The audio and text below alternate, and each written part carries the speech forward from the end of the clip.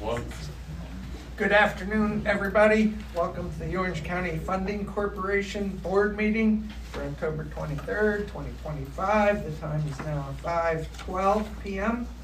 And I'd like to ask everybody to pledge allegiance to the flag. I pledge allegiance to the flag of the United States of America and to the republic for which it stands, one nation, under God, indivisible, with liberty and justice for all. Thank you. A roll call, please, Bill. All right, bear with me on this, folks, okay? Jeffrey Christ. Here. Dean Tamburri. Here. Mark Green. Here. Dr. Vincent Odock is absent. Linda Muller. Here. Giovanni Palladino. Here. Susan Walski. Here. For staff, myself, Bill Fioravanti, Marty Barras. On AV, we have Mr. Matt Dagley and William Iverson. We have our state monitor, Mr. Brian Sambage from Anshin. Our general counsel, Rudy Zoda. And then we'll go through our guests, Kelly Leibolt and Rich Fisher from Banta Hospitality. We have Matt Boone from Skinell representing the Amazon project. Mr. Connor Eckert from the Orange County Partnership. Is that Isabel Hayes over there? From J&G representing Garanit. Lucas Arachi from the Orange County Partnership. John Capello from J&G. Mr. Troy Austin from Garanit Pharmaceutical. How'd I do? Anybody else? We leave anybody out? Good job, Bill. All right, terrific. Sorry, oh, and on the screen, thank you. Ms. Gwendolyn Thames from Amazon and their counsel, Mr. Robert Murray from Harris Beach, representing Amazon Skinell. Welcome to both of you as well. We do have proof of notice of this meeting. It's in our packet on page 2. And I'd like to jump down, get my meetings mixed up here. Approval of the minutes for September 25th, 2025. Would anyone care to? Motion by Second. Linda, second by Mark.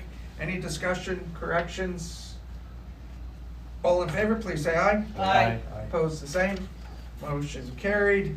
New business would be the September 2025 financials. Mark, would you hit those as well as the payables next? Yes, this is very, very quick. Very little happened as far as expenses or income. The only thing to mention is that the Provident Bank CD came due, and that has been rolled over into another 9-month 3.9% CD. That is really it. The only other minor question that came up was that our checking account is running a little lean, but we just got a CD payment that should carry us through the end of the year when the next CD comes due, and then we can make a decision if we want to take a little more money out for that. But that's really it. And the recommendation from the Finance Committee is for the board to accept these? Yes. Did you also want to talk about the budget for next year? We can do them all at once, I think, so yes. All right, please. very quickly, in your packets, you should see the proposed budget for 2026. The very last page, page 17. Thank you, Bill. Very last page. If you take your eyes really quick to the green column, the 2026 proposed budget. This was presented last meeting. We went back to Bill, he sharpened his pencil a little bit, and as you can see, at the bottom, we are now at a net zero proposed for the 2026 budget. The Finance Committee is happy with this and would like the board to approve it. Excellent. Any questions on Mark's report or a motion to accept these 3 items, the financials, the payables, and then the budgets? I'll make a motion. Motion by Dean, thank you. Second to that motion. I'll second that motion, Thank you, Mr. Chairman. Susan. All in favor, please say aye. Aye. Opposed, the same. Motion carried. And our one other item for the funding corp is the audit RFP, which is also in our packet. Who Yes. will review that? If I can jump in on that, Yeah. This is pretty simple. It's starting on page 9 of your packet. I will say there's only one change an update to this. It's really the date of the issuance of this. Right now it says October 10th. We're gonna issue it tomorrow on October 24th. This is really just, this came out of audit committee led by Chairwoman Walski. We're happy with our auditor, PKF O'Connor Davies, just looking for a kind of a sanity check and just keeping everyone honest in terms of the price. So we're putting this out to firms in the area, in the region, to conduct our audit for the next 3 years. That would give us the best price if we do it for 3 years, so it's not someone coming in, doing it new, and then doing it each year. This just really lays out the conditions. We worked with our external CFO, Shannon Manisi from RBT, to put this together. They will not be responding to this, of course. They'll continue to be essentially our CFO and internal bookkeeper. It's really basic. If you see, you all had a chance to review it. Just looking to put it out tomorrow and get responses and make a decision at our next audit committee meeting. Sounds good. Any comments, questions?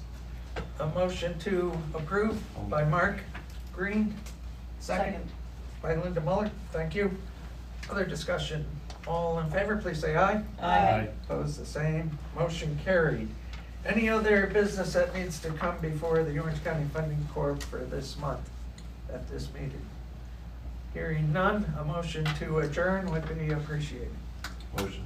By Mark, Second. second by Susan. All in favor, please say aye. Aye. Opposed, the same. Meeting adjourned, and it is now 5:18 p.m. Thank you.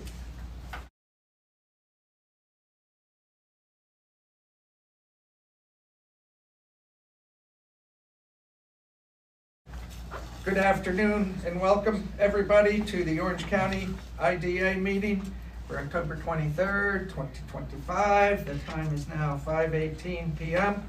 I'd like to call the meeting to order and ask for the roll call, please. Bill. Jeffrey Christ. Here. Dean Tamburri. Here. Mark Green. Here. Dr. Vincent Odock, absent. Linda Muller. Here. Giovanni Palladino. Here. And Susan Walski. Here. 6 to 7 members present.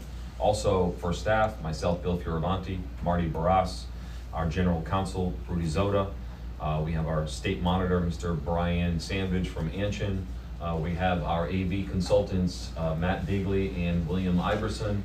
And then we have a number of guests on the screen. First of all, Gwendolyn Thames representing Amazon. Their counsel, Mr. Robert Murray from Harris Beach. Representing Banta Hospitality, Kelly Leibold and Rich Fisher.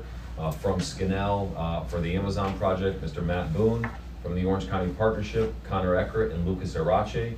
From J&G Law, representing Garanet Pharmaceutical, Isabel Hayes and John Coppola. And we have also representing Garanet Pharmaceutical, Troy Austin. I think I got everybody. Thank you, Bill. Sure. With everybody's permission, I would like to jump down to new business. So we're respectful of our guests. Anybody is welcome to stay for the rest of the meeting. But the first item on new business is Banta Hospitality. We have a final resolution to consider. And Bill, I'll let you kick that off, please. Yes, we had a successful public hearing for this. This is for a proposed Holiday Inn Express on Route 300 at the former Steak and Stein site in the town of New Windsor. What came out of the public hearing was a conversation from Supervisor Steve Bedetti from the town of New Windsor. He engaged in discussions with a representative from Banta Hospitality and their consulting firm KARC. We just continued those conversations. I'll let Mr. Rudy Zoda explain exactly how we're going to proceed with the final resolution in a proposed community benefit agreement between the developer and the town. Pursuant to the authorizing resolution, there will be a standard 10-year pilot that we would enter into with the applicant. However, the town of New Windsor is looking for the applicant to make additional payments to the town to compensate for the reduced taxes with respect to the portion of the taxes that impact the police department. That is outside of the IDA's agreement with the applicant. This is an agreement with them directly to make yearly payments toward the police budget. But that community agreement and our pilot agreement will each reference the other document, wherein if there's a default in either document, it's considered a default in the other document as well.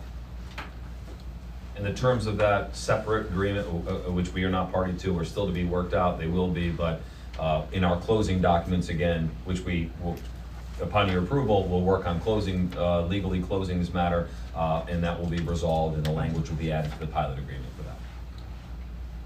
And I might note the authorizing resolution is on page 10 of our board packet. I don't know if anyone has a question or comment related to this.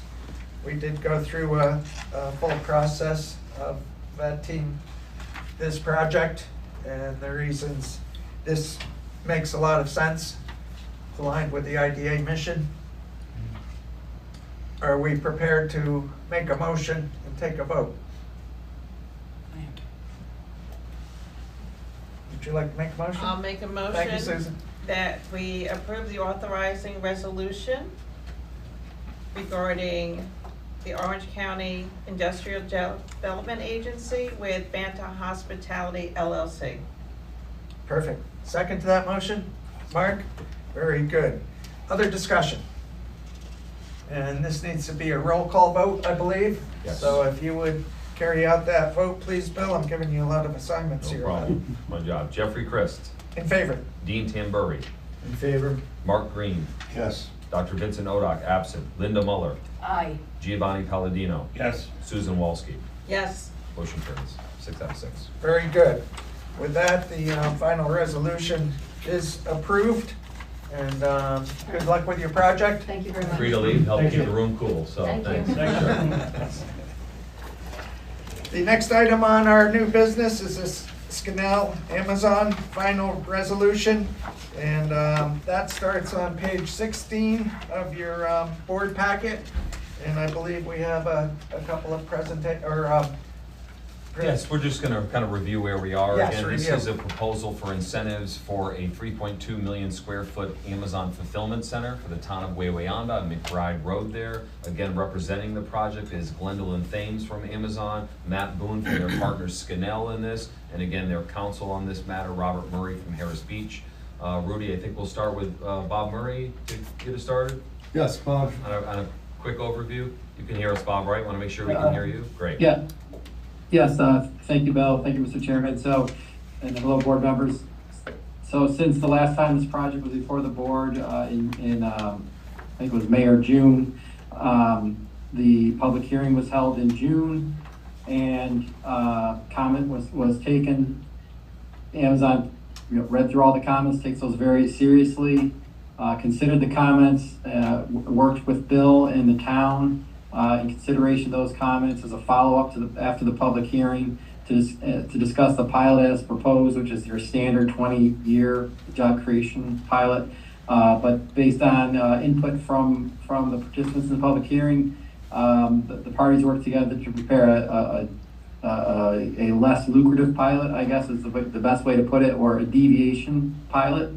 Following that public hearing, Amazon worked with the IDA and has established a 15-year deviated pilot instead of the 20-year pilot. So the request today before the board, as part of the inducement resolution or the final resolution, is Amazon now is seeking a 15-year term pilot. So it's deviating from the agency's standard 20-year term pilot. And within that 15-year term, and I think you have the schedule there in front of you, you can see that each year there's an increased payment each year of those 15 years than what otherwise would be paid under the standard pilot. So more money coming to each taxing jurisdiction from the get-go each year. Probably more importantly, this project's fully on the tax rolls 5 years earlier than under the standard pilot.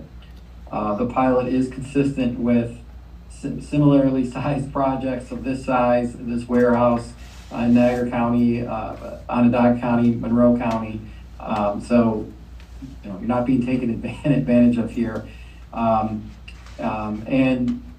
significantly more pilot payments are going to be made, tens of millions to the taxing jurisdictions over this 15-year period. So under the 20-year pilot, Amazon would have received about over $102 million in real property tax abatement. Under this pilot, Amazon's receiving $80 million.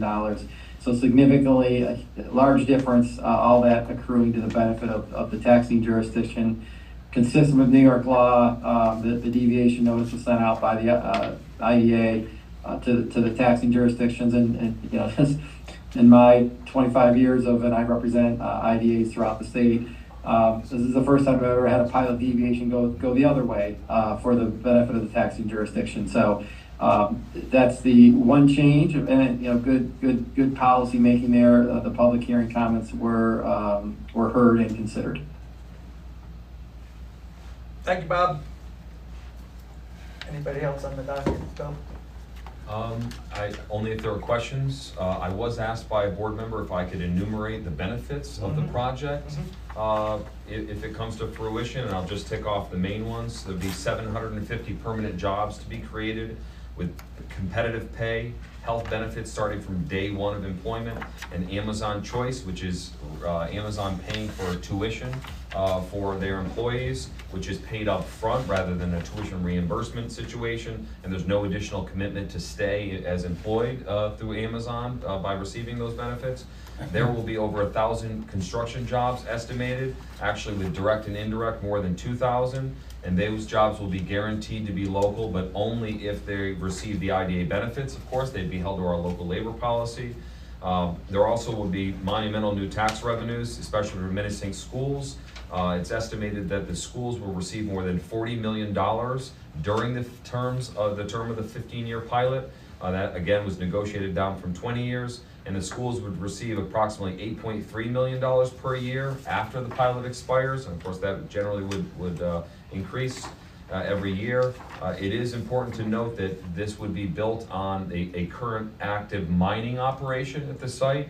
So you have a lot of dirty trucks going in and out now, and that site is now generating approximately $164,000 a year in total property taxes, school, town, and county. So obviously an enormous increase to that. The deal will also result in millions of dollars in new revenue for fire and ambulance companies, which are getting a very small amount now. There are also community benefits that are proposed for this that have been agreed upon between the town and the applicant. If the incentives are awarded, the town will receive a $1.5 million community benefit payment, and Amazon Scannell will fund the construction of a new ambulance bay for the town. I will note that the board received last week an independent third-party economic impact analysis that was done by Camoin Associates, which really outlines the tremendous economic benefits to the area. And then we did use our typical internal cost-benefit analysis using the MRB tool that we and other IDAs use, and I just overly simplify that during the term of the incentives, this cost-benefit analysis says that the benefits and economic impact are 11 times the cost, so to speak, of the benefits of the IDA incentives to be offered. So 11 to 1 local benefit there. It's really a quick summary of the benefits of the project. And these are both things we asked to be done. Absolutely, yes. We paid for a Camoin to do the study actually for the 20-year pilot, and then we had it performed again once we reduced the pilot to 15 years. And again, the MRB tool is a tool we use ourselves to develop our own cost-benefit analysis. And this is on our website as well. Absolutely. All these documents we talked about are on the website. In addition to letters from the public, all the resolutions, the application itself, public hearing transcript, etc. You're thinking questions before you read the resolution? If there are any other additional Any questions, other thought we'd do that. questions, board? I have a couple. Bill, just Giovanni? real quick, it states that the pilot payment is roughly, I'm just gonna round up, 48, or round down, 48 million, correct? In total pilot payments? Yeah. Yes, including, without special districts, that amount is. With special districts, it's estimated to be a total number of payments, $56,854,000. Now that pilot, does that include the taxes being stepped up, or is that just strictly the payment? Yes, it's a 2% increase annually. And again, can you just restate the total benefit to the school district again? Yes, they would get, over the 15-year term of the pilot, they would receive $40,047,160. And then an estimated in year 16, after the pilot expires, they estimate taxes of, just to the schools, $8,295,549. Per year. Yes, that's just for year 16. Okay. Do you know what that represents as far as comparing it to the current school budget? How much of an impact that is? I don't know that number. I don't. See if I could look that up for you. While we take any other questions. You keep working, let me see if I can find it. Do you have any more, Giovanni? I would like for the record, just to, if we can, just really clarify, if we can, the benefit to the county and also to the municipality as far as potential payments and tax revenue, if we have it broken down that way.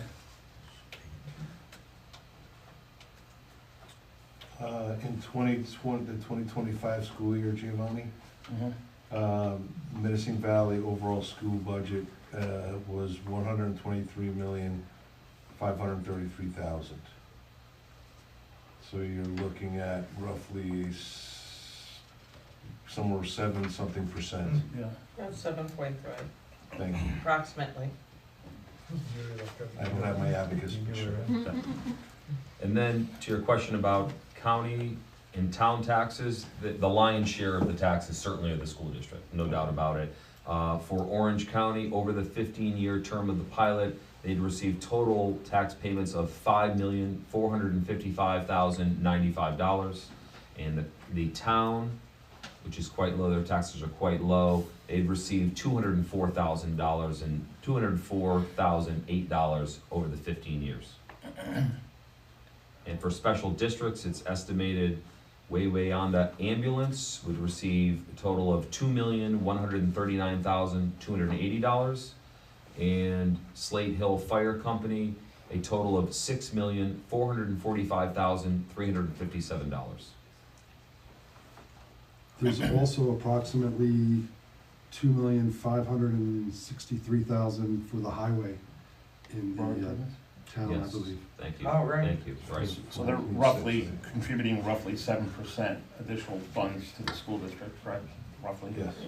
You know what the school burden will be as far as students from the Amazon warehouse? Is there any burden? Is there any impact? I don't know if Amazon can answer that. Obviously, they're not putting kids in school. Well, I mean. I'm sorry, what was the question?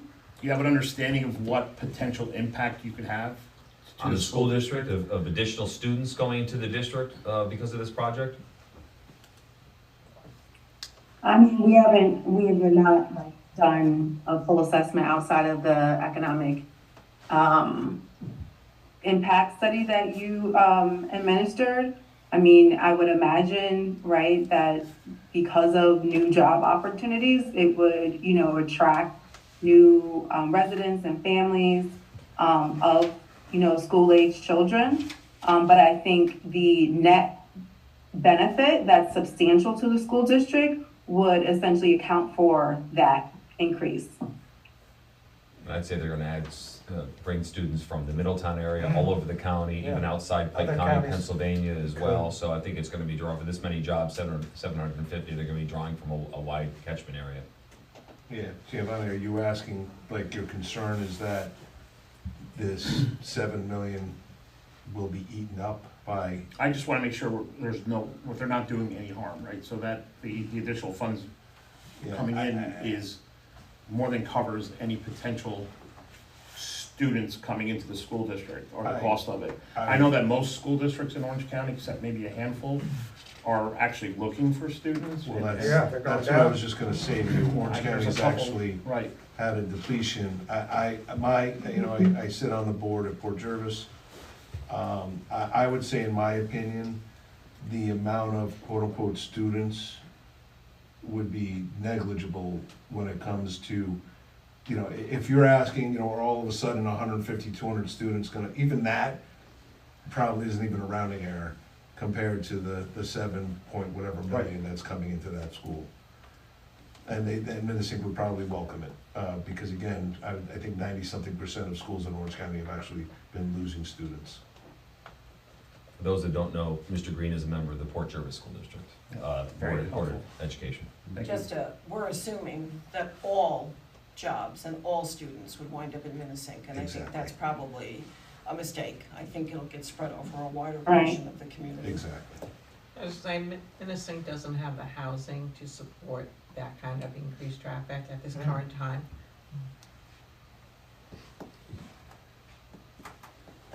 Ms. Giovanni done? Linda? This is just a tough question, because I've heard this more often than not. If you don't get the pilot, are you not gonna come to Orange County? So as we kind of stated in our application, no. So the cost reduction aspects of the IDA's policies, including the real property tax and sales tax exemption, are essential in leveling the economics for a project of this size and scale, especially when we're considering comparable locations for this particular site in New Jersey, Connecticut, Pennsylvania, and Mass. Thank you. Other questions? I think there's one other thing Yes. that we need to dispel. I think members of our community believe that there are no taxes that are paid during the pilot program. That is not true. That's just not true. So I think that this is, I think we can all say this has been pretty contentious out there about what we should or should not do, and much pressure has been placed that Amazon, being, you know, the mega corporation that you are, doesn't need any assistance or any help, that you could do this all by yourselves and that we don't benefit. And I think that what our CEO outlined in the benefits to the general population, as well as the communities where Amazon would locate itself, clearly shows that there is a benefit over the $165,000 that's currently being paid in taxes for a hole in the ground, as opposed to the bringing in of new jobs. So I'd like to just think that we could all take an opportunity and a moment to put the politics aside and to look at the true cost benefit of having this project move forward. So I thank you for the time, sir. Well said, Linda. Other comments, questions? Mark? So we can make comments? Yes. I feel very strongly in what was just said. It is incredibly frustrating to have this continued nonsense sent out there, and I'm truly hoping that when people look at this, and I know that the numbers are a little bit different, but a hole in the ground is going to generate $4 million in tax revenue over the next 20 years, and this project will generate $90 million plus, and even now with a shortened period of time down to 15, and I do want to say to you, Ms. Thomas, I don't know if this has been a positive experience for you, a frustrating experience for you, one of your easier negotiations or one of your harder. I don't expect an answer, but I do want to thank you for working with the community, listening to the community, and coming back with positive reaction to those comments. And I personally feel very strongly that there's a disconnect with what people think we do here. We are not a charity organization. We're not looking for companies to come here that need a handout. We want the best and brightest companies to come here because they realize that Orange County has the best workers, the smartest people that want opportunity, and if, you know, we need to realize that we are a marketing business. We are trying to attract business here, and anyone that thinks different is living in a vacuum. Because Ms. Thomas, having been through the process of being in your seat when I was expanding a business and I was looking at different locations, I know in my heart you had options. And that is the thing people don't realize. It is not a vacuum. It is not a one-way street where Amazon says, I have to be in Orange County, and Orange County therefore has all this leverage to go back and say, well, we are so special that you have to come here. That's not the way the world works. And our mission is to bring those businesses here. And I urge Elon Musk, if you want to bring a Tesla plant here, I will get every tax break I can possibly get for you. I will pave the streets in gold, and I will pay you $1,000 for your private jet to get here. If Warren Buffett wants to move from Omaha and bring his financial palace here, I will do everything in my power to give you every tax break possible, because those are the opportunities and jobs that we want here. And this, the fact that a young person that, you know, having grown up in a trailer park, and when I graduated high school, it was, you know, do I work my way through college, or do I go into the military to pay? And the thought of a young 18-year-old being able to go work 4 years at Amazon and now be able to have a college education after those 4 years paid for is a tremendous benefit that, frankly, I think has been poo-pooed. Or to have health insurance day one walking in the door with everything that's going on at a federal level. How dare people poo-poo the value of those opportunities for people. So again, I just want to thank you for listening to the community, for willing to work with the community. And if anyone else, Mark Zuckerberg and the rest of you, give me a call. You should give out utility number now. We'll be publishing on the that line. number at the end of the meeting. Thank you, Mark. Any other comments, questions from the board? Well, if I could just piggyback on what Mark is saying, for me, I can tell you that this board works really, really hard to do our investigation to make sure we're doing the right thing for this county, especially the local municipality where the biggest impact is. And especially this project, the amount of time and investigation and internal research has been outstanding. And I don't, since I've been on the board, I've never worked so hard to really, I know I struggled with this personally, and I want to make sure that we are doing the right thing. And this is a big one. And as far as scale, Bill, how big is this project to Orange County? I mean, there's really nothing of its scope or scale that we've had. This is the largest non-infrastructure investment that we've had in Orange County basically ever. So it's one of a kind for sure. It's Yep. not your average warehouse. It's certainly not that. There's a lot more involved, of course. So it's a unicorn to us here in Orange County. I'm sure it's a unicorn for a lot of counties in New York State, especially upstate counties.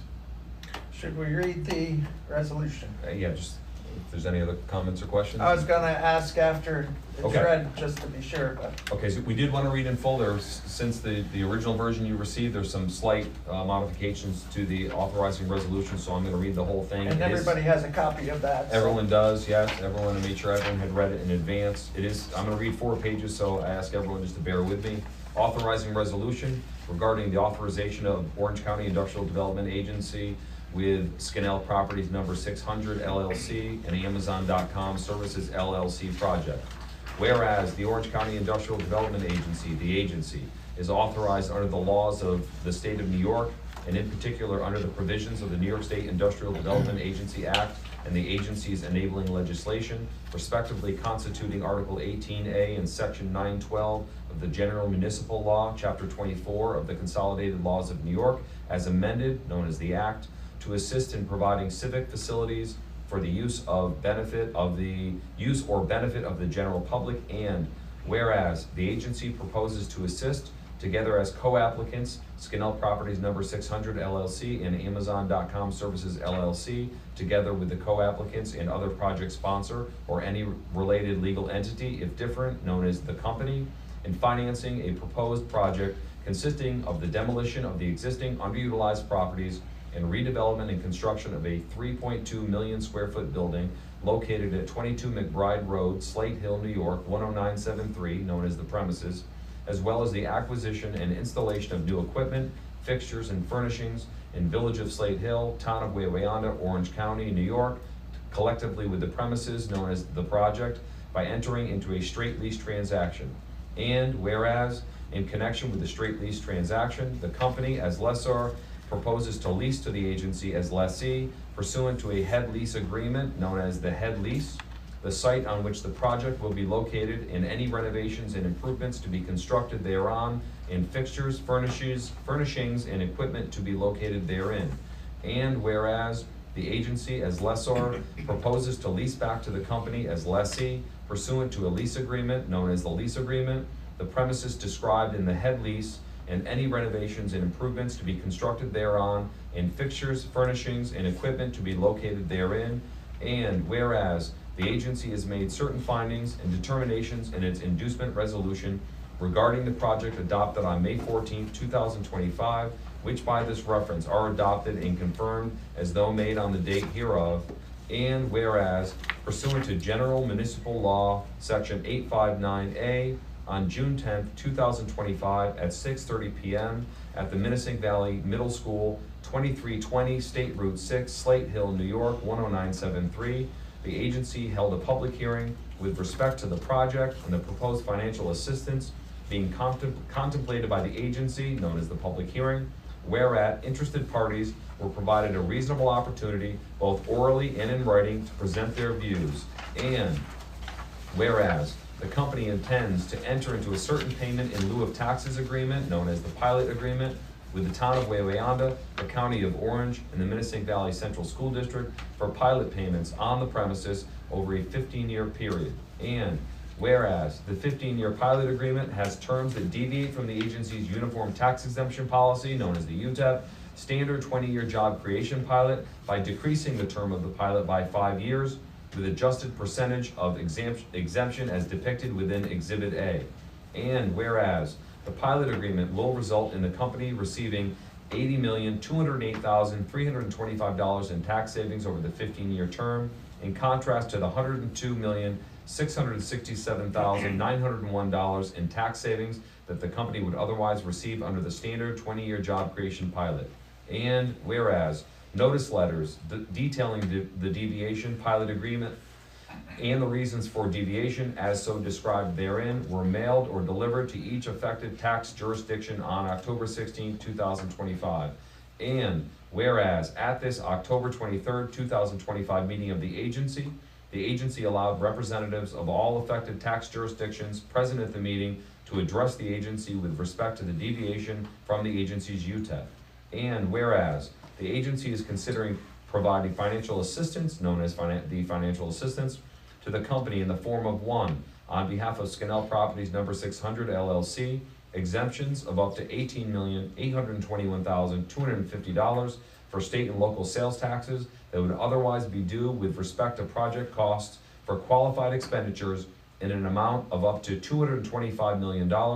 2, on behalf of Amazon.com Services LLC, exemptions of up to $12,187,500 for state and local sales taxes that would otherwise be due with respect to project costs for qualified expenditures in the amount of $150 million, or otherwise authorizing the company to make purchases relating to the project in a total amount estimated up to $375 million, and therefore the value of the sales and use tax exemption benefits cannot exceed $31,008,750, and 1, real property tax abatement benefits to be provided over the 15-year term of the pilot agreement, estimated to be approximately $80,208,325, resulting in estimated total pilot payments of $48,270,163.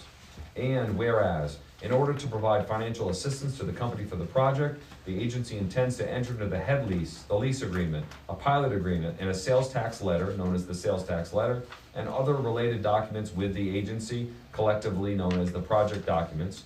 And whereas, based on the application to the agency for financial assistance, known as the application for financial assistance, the company represented to the agency that the project is expected to create and increase employment in the town of Wawayanda, county of Orange, and state of New York by 750 new jobs within 3 years of completion of construction, and has made additional factual representations concerning themselves and the project, which the agency is relying upon in adopting this resolution.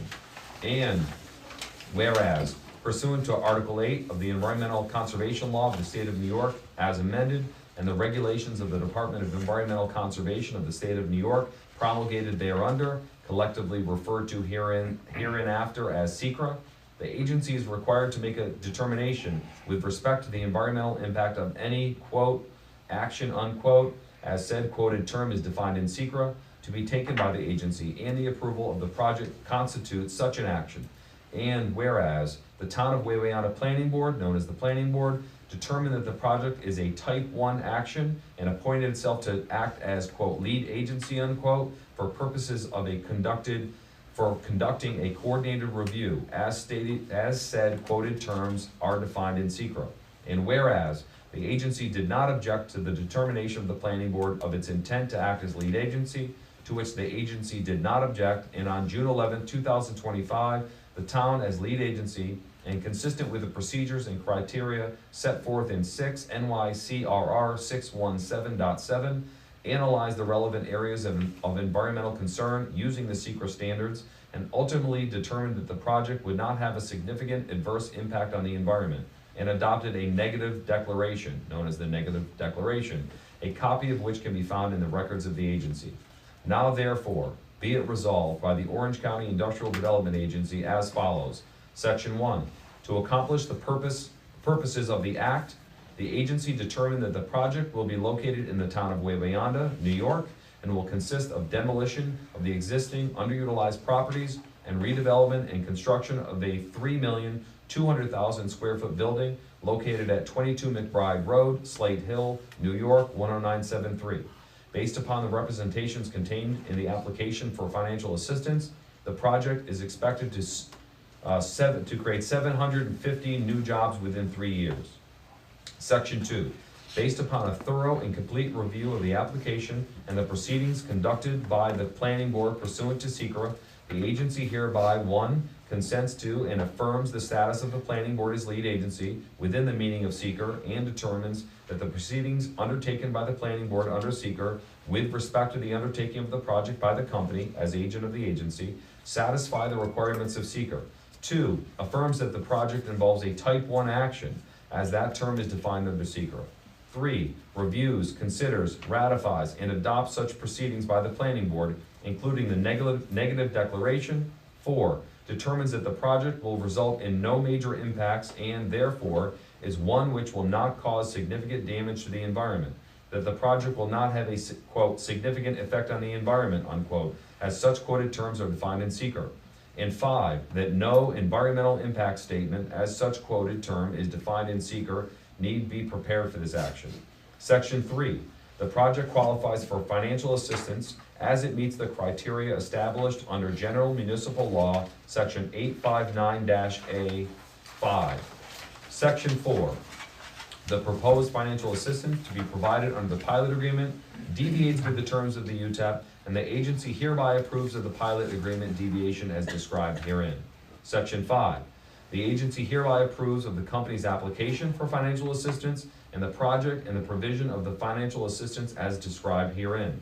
Section 6, any authorized representative of the agency is hereby authorized to execute, acknowledge, and deliver the head lease, the lease agreement, pilot agreement, the sales tax letter, and other project documents as may be approved by the executing party. The execution of any such project documents by the duly authorized executing party shall constitute conclusive evidence of any approval by this section. The authorized representative of the agency is hereby authorized to affix the seal of the agency on any of the foregoing agreements and attest the same. Section 7. Any authorized representative of the agency is hereby authorized and directed for and in the name and on behalf of the agency to do all acts and things required or provided for in connection with the execution of all project documents and to execute and deliver all such project documents, additional certificates, instruments, and documents, pay all such fees, charges, and expenses, and to do all such further acts and things as may be necessary or in the opinion of the officer, employee, or agent acting desirable and proper to effect the purposes of this resolution, and to cause compliance by the agency with the terms, covenants, and provisions of the head lease, the lease agreement, or any other project documents. Section 8. The chairman, any member of the board of directors, and the executive director of the agency, as used in this resolution, the, quote, authorized representatives, unquote, are each hereby authorized and directed to execute and deliver all project documents with respect to the property comprising the project in such form as deemed reasonable or necessary. Section 9. All covenants, stipulations, obligations, and agreements of the agency contained in this resolution, the head lease, the lease agreement, or any other project document shall be deemed to be the covenants, stipulations, obligations, and agreements of the agency to the full extent authorized or permitted by law, and such covenants, stipulations, obligations, and agreements shall be binding upon the agency and its successors from time to time, and upon any board or body to which any powers or duties affecting such covenants, stipulations, obligations, and agreements shall be transferred by or in accordance with law, except as otherwise provided in this resolution. All rights, powers, and privileges conferred, and duties and liabilities imposed upon the agency or the members thereof by the provisions of this resolution, the head lease, the lease agreement, or any of the project documents shall be exercised or performed by the agency or by such members, officers, board or body as may be required by law to exercise such powers and to perform such duties. Section 10. No covenant, stipulation, obligation, or agreement contained in this resolution, the head lease, the lease agreement, or any other project documents shall be deemed to be a covenant, stipulation, obligation, or agreement of any member, officer, agent, or employee of the agency or the County of Orange in their individual capacity, and neither the members of the agency nor any officer shall be subject to any personal liability or accountability by reason of the execution thereof. Section 11. The law firm of Blakely, Platt, and Schmidt LLP is hereby appointed counsel to the agency for this straight lease transaction. Also included in Exhibit A is the pilot schedule, the abatement schedule, what was originally proposed, the standard job creation pilot for 20 years, and then the deviated pilot request showing abatement percentages from years 1 through years 15. Lastly, adopted October 23rd, 2025, and then we have the room for the votes of the members. Very good. Good job, Bill. I was gonna memorize it, but there were some changes late, so. Is that, Does it need some water? yeah, he's got water, yeah. Take a breath, too. Good thing we turned down the heat. Did that reading precipitate any other questions, thoughts? Are we ready to make a motion on the final resolution for Mr. Scanell Chairman. Amazon? Linda? Not unlike me, I still have one more comment that I wanna make. Okay. If those of you that are watching this online, please understand that this board of directors is controlled by this board of directors, not by anyone else. We make independent decisions based on independent information that we get. Nobody spoon feeds us this. These are not done deals until we say it's a done deal. So I would ask that we take the political nonsense out of this and look at this for what it is, an economic engine for Orange County and its people. And if we as a board, we all are independent, we will all make our own decisions about a yay or a nay, but please know that the culture of the IDA is one where the board of directors makes the final educated decision. Thank you very much for allowing me to make that statement. Thank you, Linda. Anybody else? Would anyone care to make a motion for this final resolution? Mark Green, I second. will second. Second, Linda Muller, thank you. And we'll be doing a roll call vote, please, Bill. Jeffrey Christ, In favor? Dean Tamburri, In favor. Mark Green, In favor. Linda Muller, In favor? Giovanni Palladino, In favor. Susan Walski. No. That is 5 out of 6 ayes. That carries the approval of this final resolution. Congratulations to the project team. We do appreciate, as has been said by other members, your listening to the community, making some clear concessions for the betterment of the community, and we look forward to working with you. Thank you. Congratulations. And just again, on behalf of Amazon, thank you so much for the partnership your patience and fortitude. We appreciate that, because one of the biggest things that we look for when looking to pick a location for an investment of this size and scale is strong local support. And so we found that with the IDA and our local town officials. And so we appreciate that. We look forward to advancing and working with you through the project. Thank you, Gwendolyn. Thank you. We'll move on to the next item. Have a good night if anybody's jumping off. Thank you.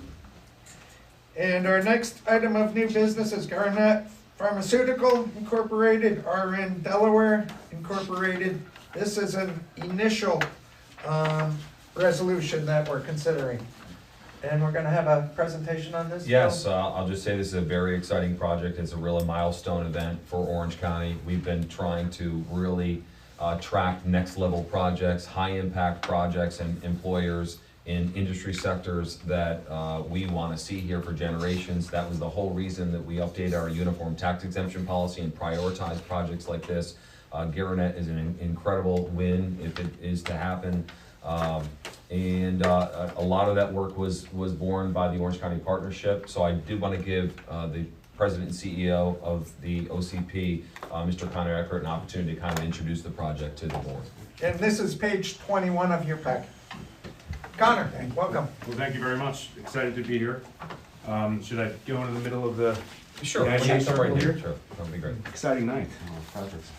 Good evening, folks. My name is Connor Eckert. I'm the President and CEO of the Orange County Partnership. I have the privilege today of introducing, as Bill said, what I think is a highly impactful project for the future of Orange County, and exactly the type of project we've been talking about for decades, trying to grow. Today we're going to be handed off to Troy and the team very shortly. But the name of the company is Garnett Pharmaceuticals. They manufacture and process what's called chlorhexidine gluconate and related products, which are essentially advanced antiseptic products.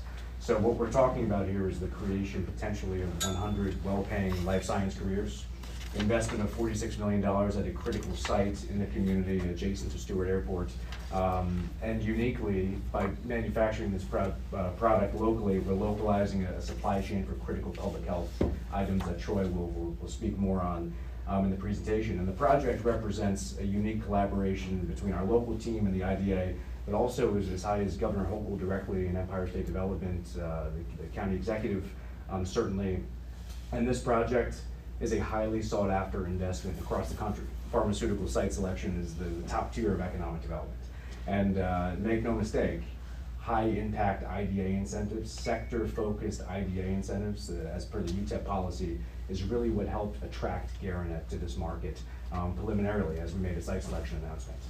So as Bill said, this project is really a new frontier for job creation in Orange County. And with that, I'll hand it off to Troy and Troy Austin, who's the Chief Commercial Officer at Garnett Pharmaceuticals, John Capello, and Isabel Hayes from J&J. Thank you for the time. Appreciate it. Thank you, Connor.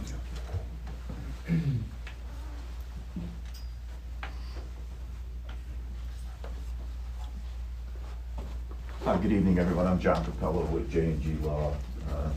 It may not be Jeff Bezos or Mark Zuckerberg, but we're like the San Antonio Spurs. We're the up-and-coming new team coming here to the area. And Nitin Garg, the CEO, is kind of like the Victor Wembanyama of the. I watched the game. I had a late meeting last night, so I got to watch the game. So it's on my mind. But we're excited to be here. I'd like to just piggyback on what Connor said. The effort to bring Garnett here is a great example of what a bipartisan effort can achieve here for the county. We had the governor's office in Empire State Development. We had Connor in the county executive office, and also the town of New Windsor, who we've been before now for our first application, has been very welcoming. They have pointed questions, which we're prepared to answer with our engineering team, but they've been very supportive of the property. So it's all levels of government across all parties that have been supporting it.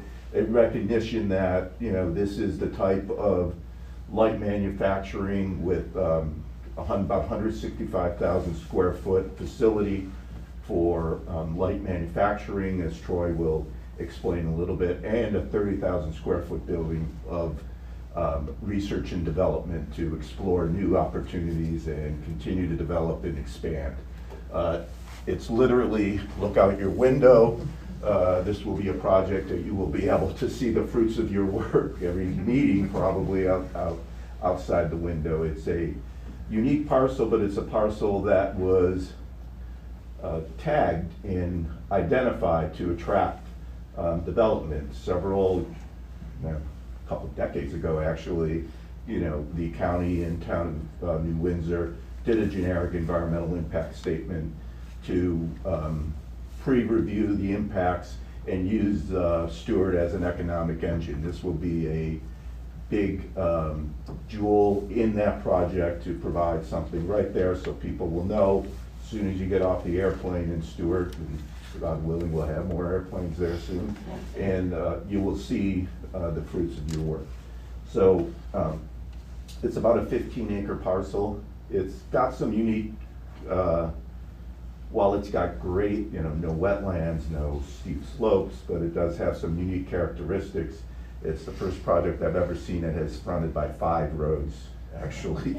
And it's, to add to it, it's divided by an abandoned road, Tizzoli Lane, which you probably drive by every time you, come here. There's a lot of utilities located in there that have to be relocated. There's some, a bit of grading work. Not to bore you with too much details, but there is cost involved in attracting it. And you had a seller who was anxious to sell the property, and Garanet made the decision to purchase it, knowing that if they couldn't go through with the process, that the project had enough value in its location to be able to flip. So, but as we discuss and as we go through the process with your board, we believe that the incentives that you could provide will be that last boost that will make this project a reality and bring approximately 100 jobs, many of them well-paying, high-tech jobs that I hear every time I'm in a community with a warehouse. We want high-tech, we want manufacturing jobs. This is the project that will bring a lot of those opportunities. So with that, I'm going to bring it to Troy, and then we'd love to answer any questions you may have. Thank you, John. Troy? Sure.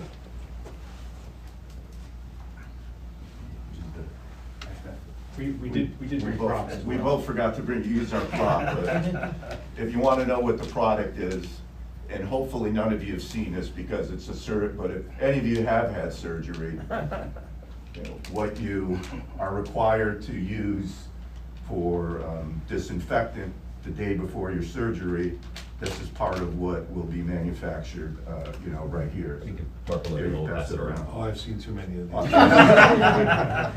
Also, I'll give it a plug for Medline who distributes.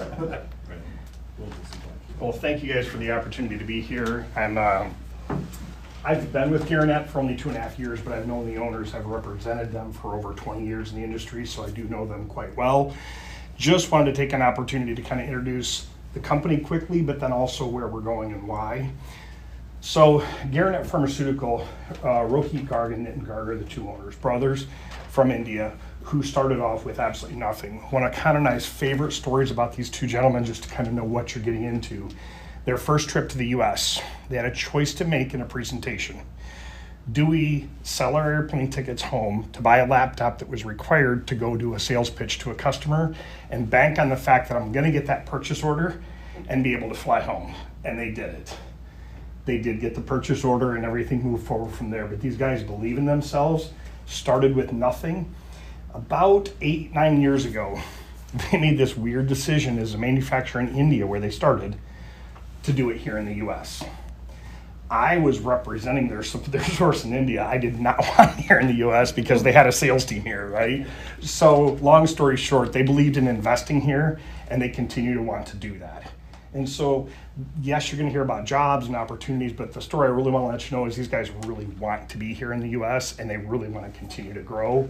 They don't need to, right? This isn't about anything that they have to do in their lives. They just love doing this. So anyway, just real quick, if you go to the next slide, again, that's the owners right there, 1994. We do have a global presence, again, started in Surat, India. That site still exists. It makes our intermediates for the finished APIs that are made in Fairfield, New Jersey right now. And again, we service over about 100 countries globally. Right now, again, 40 million, about 300 people globally.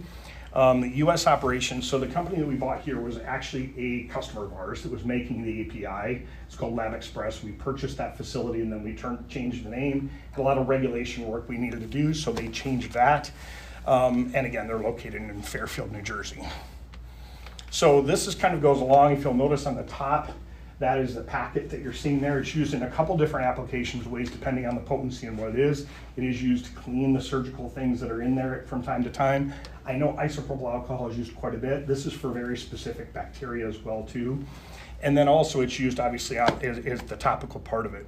Other products that you're gonna see that have just simply since we've announced coming here, it has been amazing to see other projects that we're already getting asked to do.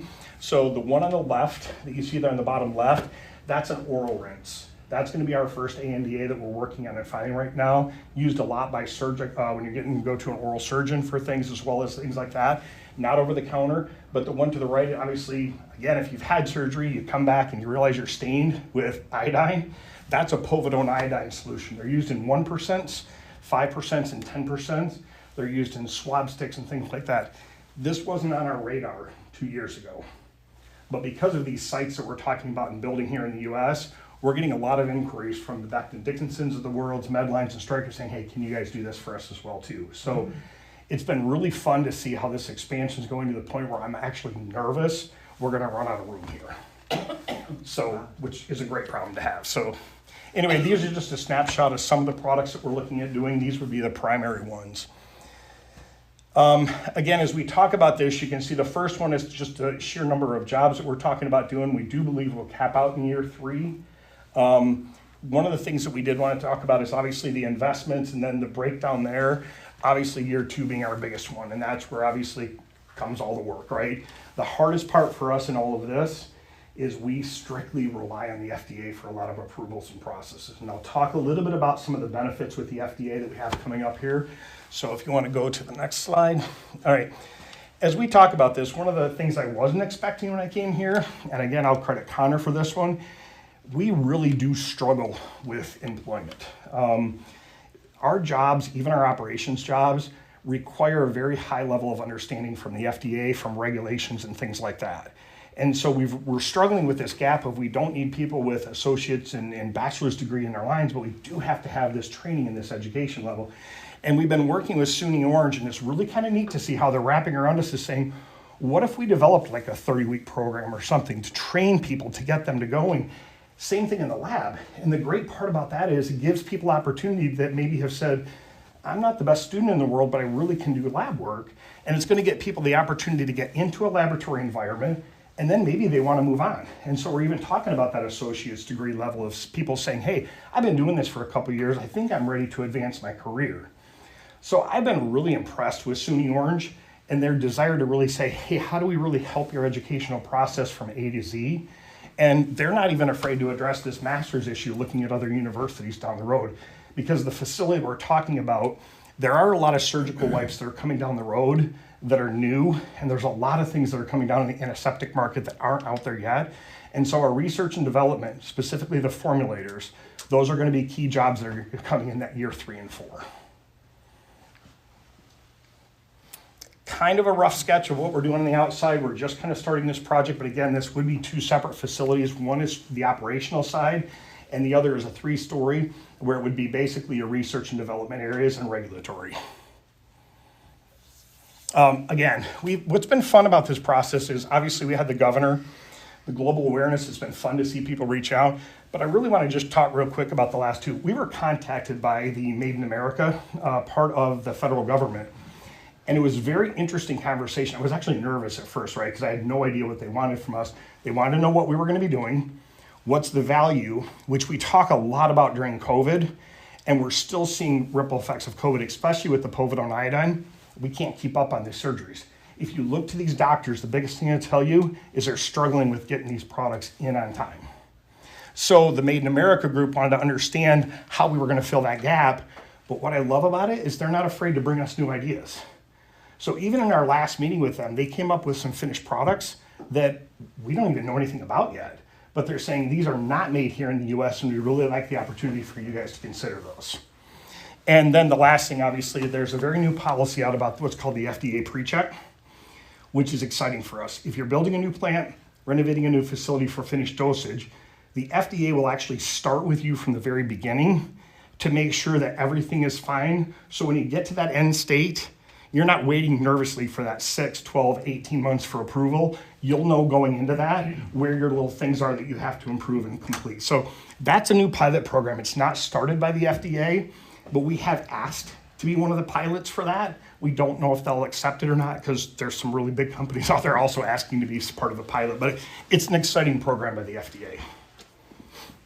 And that's all I had, really. I don't know if people have questions or not, but that was kind of just a little bit about who we are and what we're doing.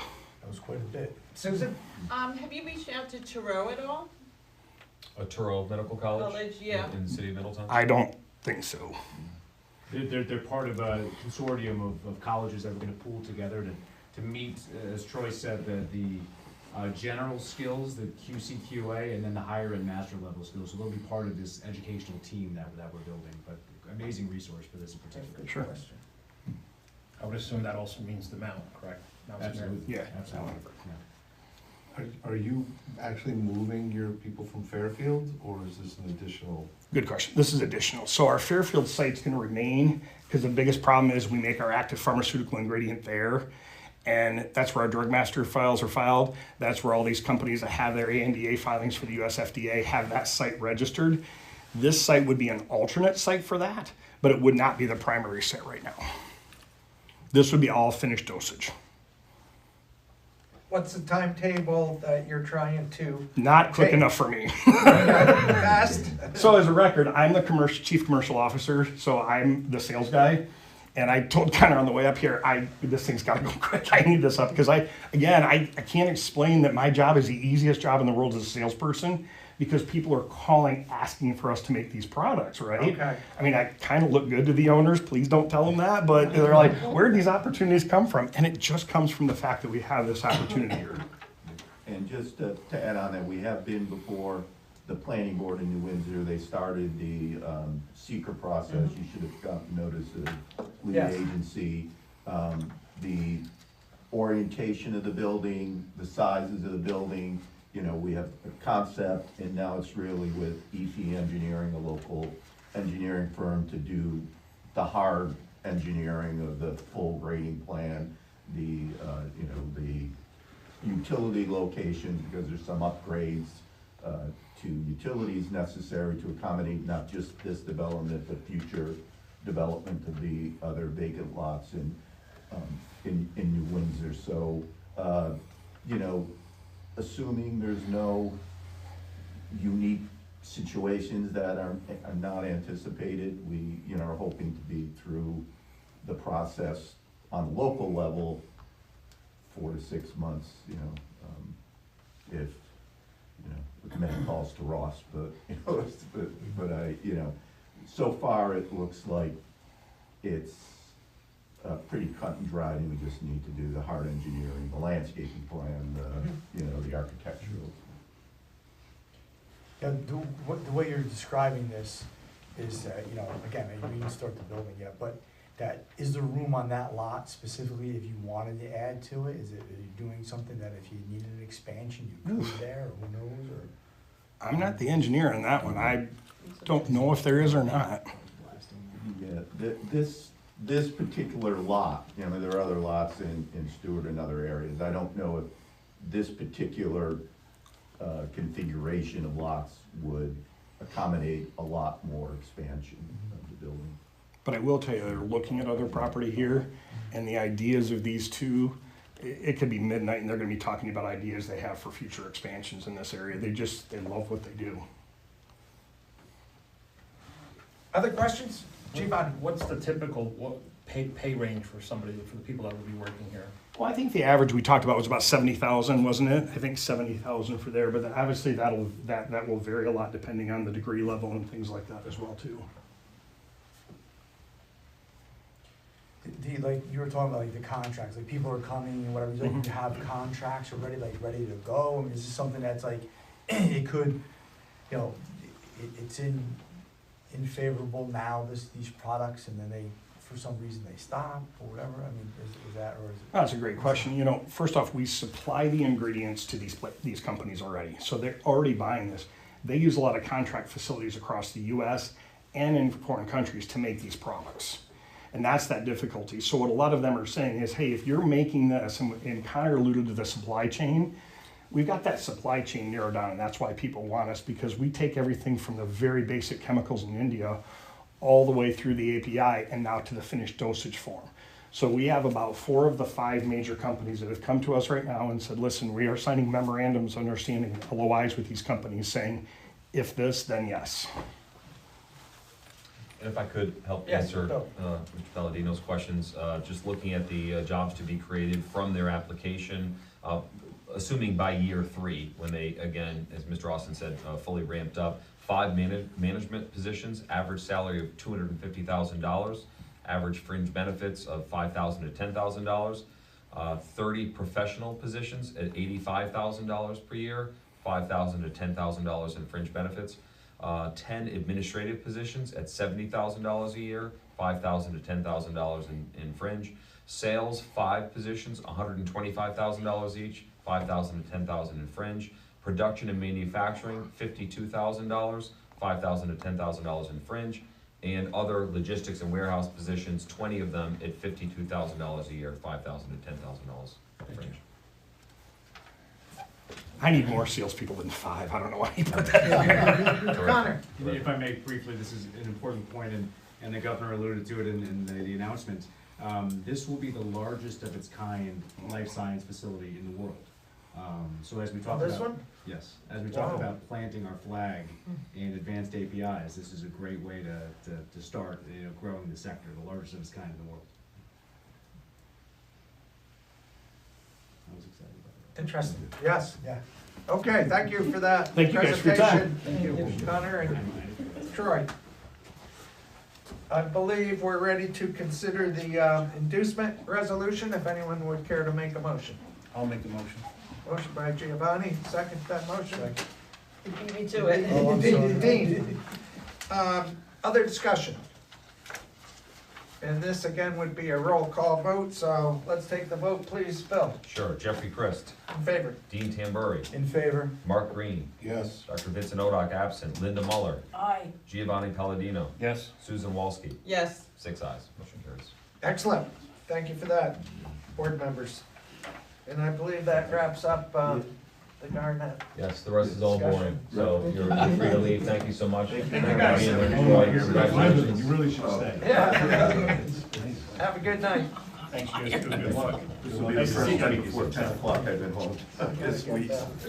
Thanks. Thanks, take care. Thank you. It is on, we just don't need the, there's nothing like that. Yeah. Oh, okay, got it. It's really for Zoom. Yeah. Moving on to shovel-ready 2 proposal. Bill's gonna review that, Yes. then we'll move back to the top of the page. This too, something, another thing that's very exciting, and I've talked to a lot of you about this because everyone has interest in a lot of passion, it seems, on this board about advancing our shovel-ready initiative. You know, a few years ago, we commissioned Delaware Engineering to conduct a shovel-ready site analysis, a comprehensive study that identified over 300 developable properties around the county at various stages of readiness. It gave us a market analysis, what types of sectors we could attract, including some that were discussed tonight. It's now time, we applied since that time for Fast New York grants, our brownfield assessment grant, so we've been a little sidetracked with some of those projects, but now it's time for us to really put rubber to the road in terms of moving forward with the shovel-ready project. This is a follow-up proposal from Delaware Engineering, where they're gonna do a few different things, 3 components to this. One is a refresh of our shovel-ready site analysis, just based upon any changes in the market and in site conditions in that time, and also identifying a handful of strategic sites that this IDA will focus on and most likely pursue site control of property, 1 or more properties, in order to perform work like seeking entitlements for these new uses, these, again, high-impact, new sector types of uses. Also, potentially making investments in infrastructure augmentation, and also preparing, again, to have actual site control, whether it's ownership or just having options on properties, so we are able to have control and move those, advance those properties.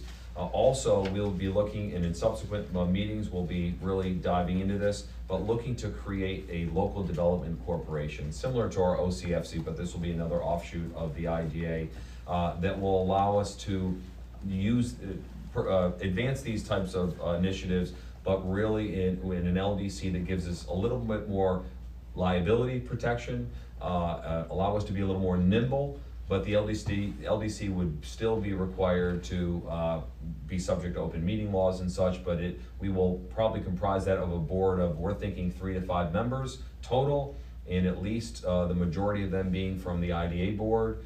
We do have a couple members in mind, and then we could accept a member or more from the Orange County Partnership, as they really will be partners in this with us. This proposal provides LDC support, so supporting us in that, in creating and executing that LDC.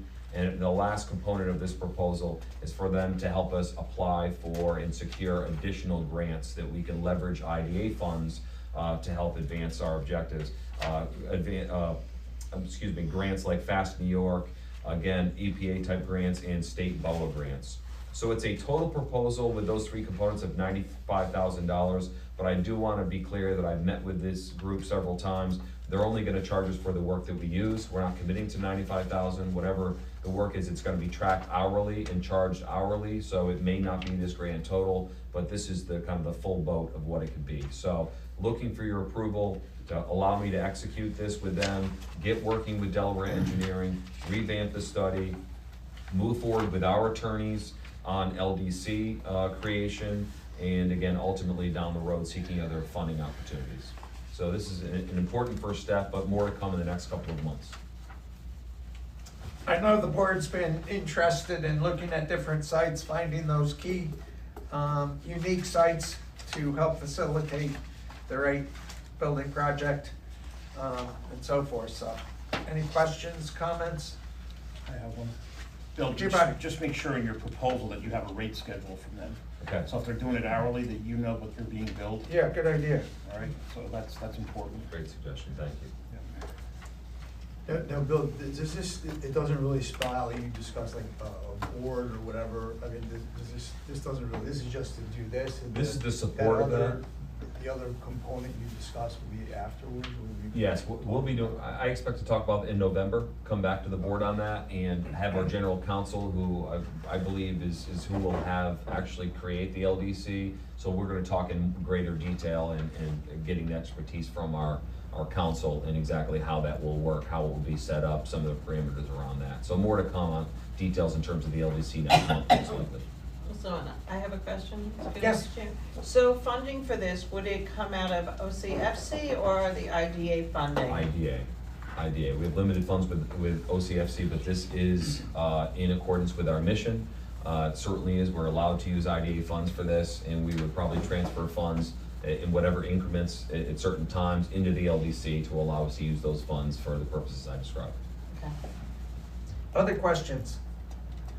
Just a comment, you know, I know this has been, you know, near and dear to your heart, so it's great. You know, you made the comment that we've kind of gone off track a little bit, but for some real excellent reasons. I don't think anyone could have foreseen how the Fast, I always say it wrong, the Fast New York, Yep. and for me, the brownfields, to be able to reclaim this land that has been, literally and figuratively dirtied by former generations, and to be able to bring that back to usable for towns and cities in our area. So I mean, it was a great detour. It was. But I'm excited about this next chapter for the shovel ready, as I think I speak for most people. Thank you.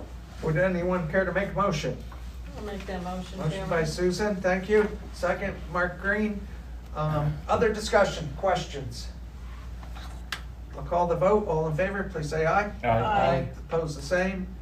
Motion carried. Excellent, thank you all. And regrouping just a touch, moving back to the upper part of the page on the agenda, the minutes from our September 25th, 2025 meeting. Any additions, corrections, motion to approve? I'll make a motion. Motion by Linda, Second. second by Susan. Did you have a question? No. Okay. We jumped, No, I thought we already did that. No, we jumped right down. Yeah, I was kinda Because of the wondering. guest, I yes. prematurely I was- checkmarked it. I Yeah, apologize, Jim. Okay, I was Don't thinking ever- about it, and then I said, why not just get to new business? So, other questions, comments? I'll call the question. All in favor, please say aye. Aye. Opposed? Motion carried on the minutes.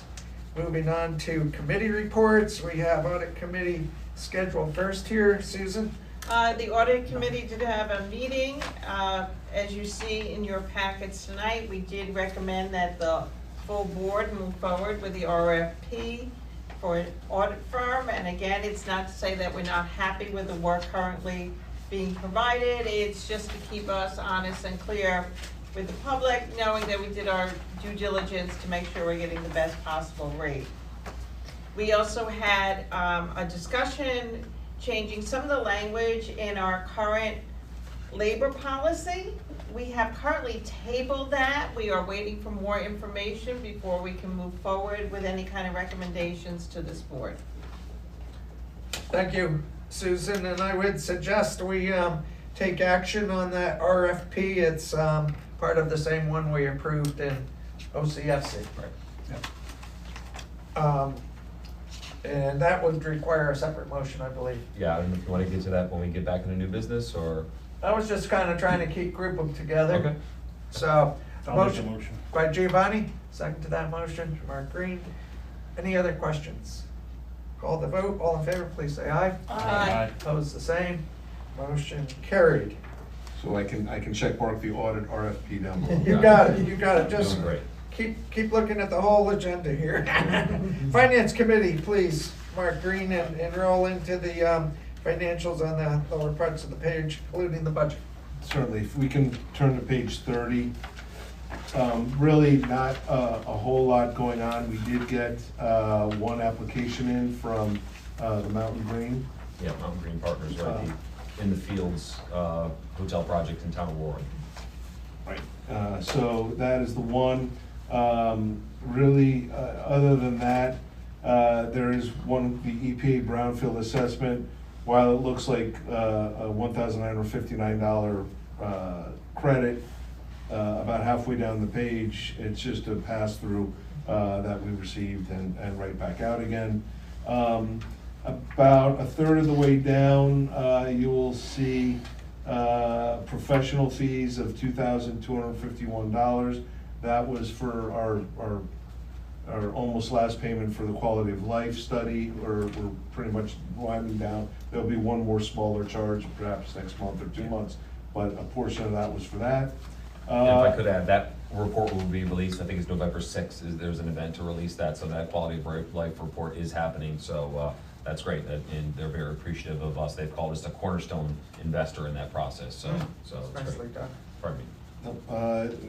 Just two more things. About halfway down, IT support and audio visual was a little bit higher, but that was because the annual Dropbox fee for our electric files to be stored. And then right underneath there, marketing and PR, a portion of that is for website update. Other than that, it was a fairly standard, boring month.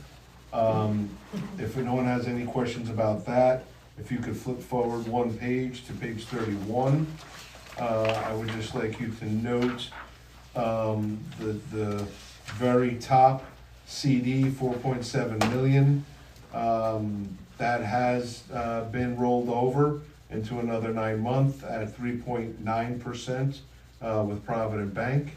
And with everything going on with interest rates and expected, that's a great rate. We have, that came due, and I won, how much, Do you remember how much came due? Unfortunately, I didn't put that on my note. But regardless, we have more than, I think we have close to 300,000 in our checking account, which is gonna take us well through the end of the year with any potential cost there. The next thing I would refer you to would be page 41, which is the last page in your booklet. This is for our budget, proposed budget for 2026.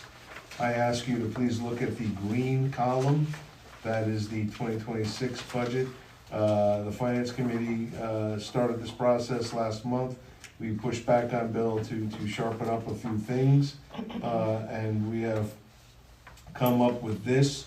If you notice at the very bottom, the very last, use of net reserves, for lack of a better term, that is the amount of money that we would have to take from our savings to balance the book.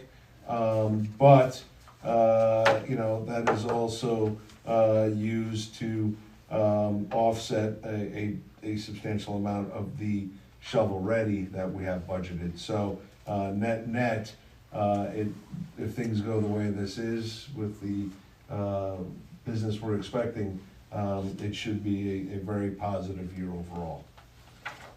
Does anyone have any questions that I can answer on any of those?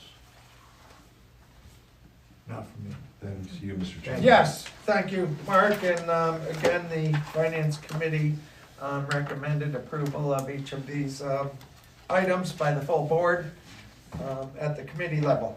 So I would ask for a motion to accept these financial items from the financials, payables, and the annual budgets. If anyone would like to do those, we can do them together, okay? That's Ready? fine, Yep. yes. I'll make a motion. Motion by Linda, second I'll Giovanni, second. thank you.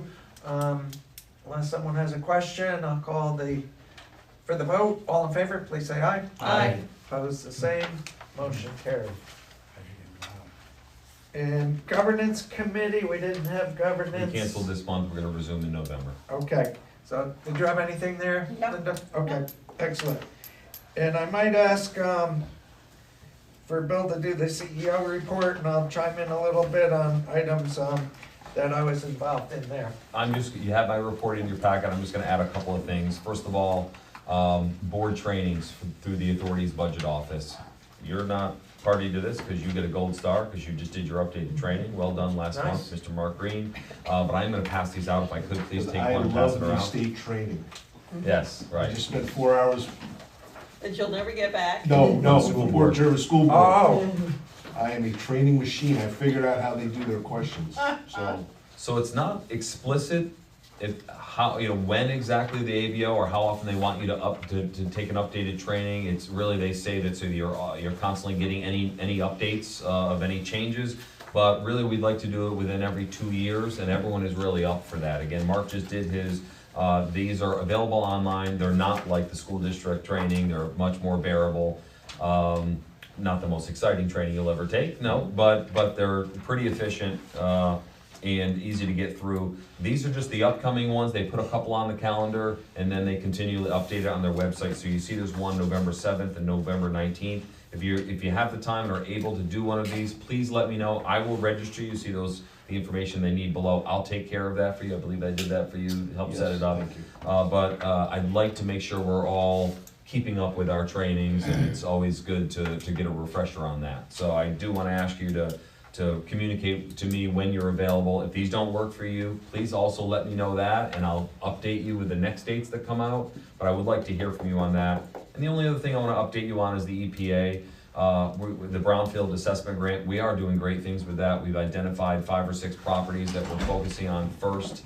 And we already have 2 phase 1 reports that are completed. One for Skyline Drive, the former Colmar Labs in the city of Port Jervis, which is one of the ones Mr. Green is saying he's excited about. He and everyone from Port Jervis is excited about that. We've had great communication and partnership from the mayor's office there. Their community and economic development director. We just saw their building inspector who was, bragging about that and sharing their appreciation for it. It's a site they really want to see cleaned up and redeveloped, of course, and this is a major first step. The other phase 1 report that we got was for the Orange County Fairgrounds. Tremendous potential for that property right there. That owner, Mr. Mike Gerda, he's also very excited that we're doing this, gonna help him get it, move it forward in the redevelopment of some exciting new use for that. So, so it's moving forward. The only holdup is we do need the EPA to approve us moving through the stages of these studies, and they've been great so far. They were slow most recently because their staff was cut by about a third, and now they're at a standstill because of the government shutdown. So we could get to a point where we're waiting on them. Mr. Chris and I just saw the regional director for EPA, former state senator Mike Martucci, willing to work with us however we can, but he did say that we're gonna experience some slowdown until this shutdown is resolved. So we're making great progress. As Mr. Green said, it's something, it was a detour for us, but a wonderful detour, really great stuff we're doing with properties we weren't first focused on, these dirty sites, as he said. So I'm really proud of the work we're doing and exciting things to come, all moving towards our shovel-ready initiative. So great, and I'll continue to update you on that, but want to let you know some of the holdups potentially we'll encounter. That's really all I want to share at this time. Very good, thank you, Bill. A quick comment on placemaking conference. How would you describe that? Yeah, at a high level? that was great. We both participated in that. It's a conference that Vision Hudson Valley does every year, focusing on sometimes downtown, sometimes more urban areas. In this case, it was focused on agriculture, not my greatest area of expertise, but it was wonderful. We have one project we're working on, Graff Cider, also known as Hudson North Cider. They're in the city of Newburgh looking to expand. They want to acquire some agricultural property and do a U-pick thing and kind of emulate what they're doing at Angry Orchard. And we invited them to participate. They got so much out of it. It really was a valuable conference. I thought they did a really great job talking in different areas of planning and zoning and such when it comes to ag uses. Even breweries, a lot Sure. was covered in that. So that was a great conference. They did really well, and I was glad we both participated in that. Yes. And we both attended the investor breakfast of the partnership here last week, I guess. It was pretty I think it was recent. last week. Yeah. Yep, last Tuesday.